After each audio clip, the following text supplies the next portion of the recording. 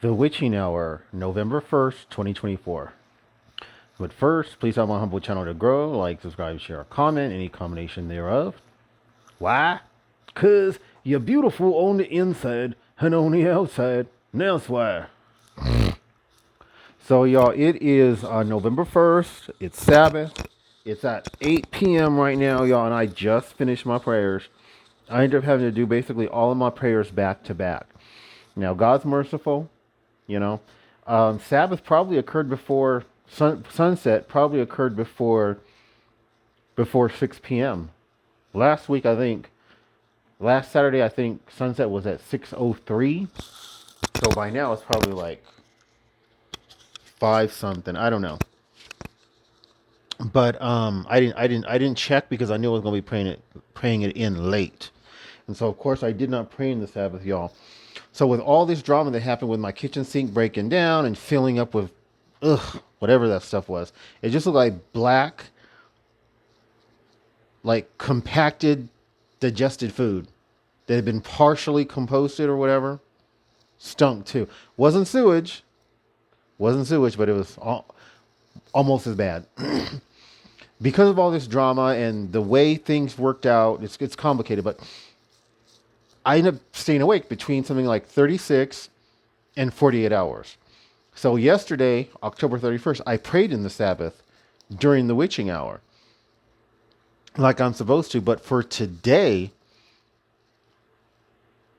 or you could say last night, by 10 p.m., it was when I was getting to that 36. I don't know exactly how many hours I was awake.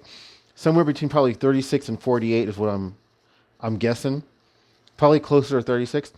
I was just like, I was awake, but if you have sleep issues, you know what I'm talking about.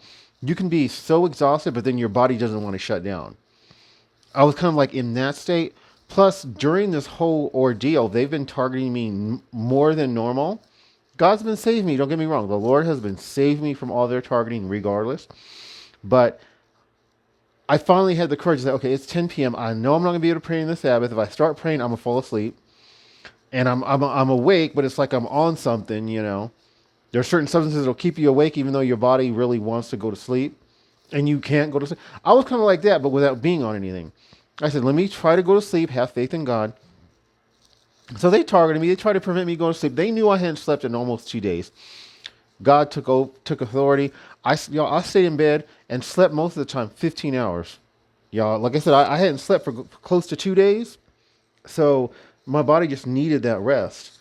And so I got up. It was like 1 o'clock. Like I said, I went to sleep a little after 10 p.m. the previous day. I woke up, it's like 1 it's 1 p.m. So I had to eat.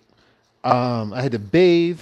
I had to, there's other things that came up. And so I didn't even start praying until it was like, what, 5? It was almost 5 p.m. So now it's 8 and I finished. My prayers went a little over 3 hours. But I feel good. I feel right with the Lord because the Lord understood just what happened and all the drama and me being kind of like forced to stay awake.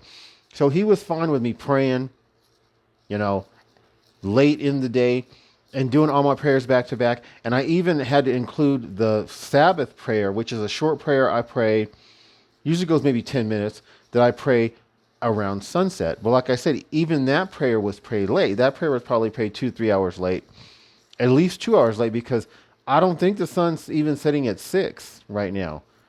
I think it's setting at like 5:50 something. So it was probably over 2 hours late that I prayed in the Sabbath. But I did pray it in as quick as I could, given the circumstances, and I praise God's holy name for that. I send out my love to all y'all beautiful born again TIs. God bless.